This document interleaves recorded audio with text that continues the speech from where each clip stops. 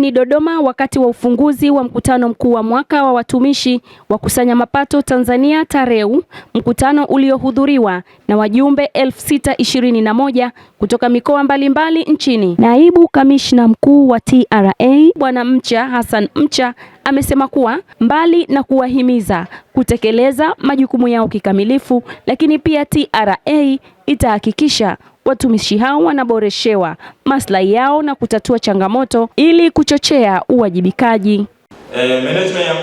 Management ya Mamlaka ya Mapato Tanzania inathamini sana mawazo kutoka kwenu yanayochangia katika uundaji wa sera mbalimbali, ustawi wa wafanyakazi na kuweka mazingira bora ya kazi ili kuongeza ufanisi katika ukusanyaji wa mapato ya serikali. Nyenzo muhimu katika kuweza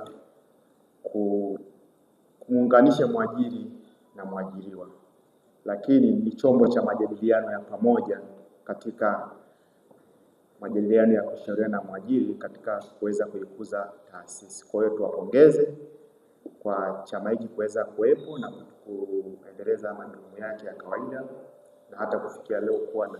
Mwenyekiti wa TAREU ameahidi kuwa watumishi hao watavuka malengo ya ukusanyaji mapato, huku wakiwahimiza kuzingatia maadili na weledi wanapotekeleza majukumu. Kwenye vikao vyetu vyote na kwenye mikutano yetu yote tunaanza na swala la maadili, kwa sababu tumekasimiwa na kazi kubwa sana ya kukusanya mapato. Kwa hiyo mapato yote yanatakiwa yapelekwe kwenye hazina kuu. Kwa hiyo swala la maadili kwetu halina compromise. Tunahakikisha kwamba sisi watumishi tunahamasishana sisi kwa sisi kuhakikisha kwamba tunafanya kazi kwa weledi, kwa uadilifu mkubwa sana, kuhakikisha kwamba zile malengo tuliyowekewa na serikali tunaweza kuyatimiza. Na ndio maana sasa unaona kama nilivyokwisha sema, kwa kipindi cha mwaka mzima wa fedha 2024 kwenda 2025 tumeweza kufikia malengo. Wanachama wenzangu wa TAREU kiujumla, kufanya kazi kwa kufuata maadili, kuwa na nidhamu ya kazi, pia na kufanya kazi kufuata miongozo ambayo tumewekewa na kanuni zetu.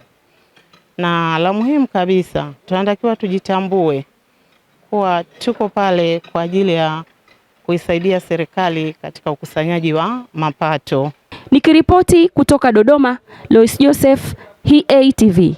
Nikiripoti kutoka Dodoma, mimi ni Lois Joseph wa EA-TV.